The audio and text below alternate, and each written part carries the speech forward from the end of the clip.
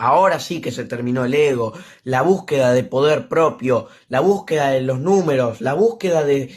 catalogar al Real Madrid como el equipo que tenía todas las estrellas y que iba a ganarlo todo con Mbappé, Vinicius y Bellingham. Ahora sí, señoras y señores, este señor Mou, nada más y nada menos que Mourinho, llegó para poner los puntos, para volver a poner al Real Madrid donde estaba, catalogado como un equipo sumamente colectivo en su totalidad, como vimos el de 2022 con Carleto Ancelotti, como vimos el de 2017 cuando estaba nada más que Sisu, que Zinedine Zidane, que puso al Real Madrid donde lo merece la historia, en el mejor equipo del mundo, donde todos jugaban para uno y uno para todos, donde se jugaba por el equipo y no por la búsqueda de ser el mejor o ante los ojos del mundo aparentar que con las estrellas se puede lograr todos los títulos que se presenten. No, señores, se acabó.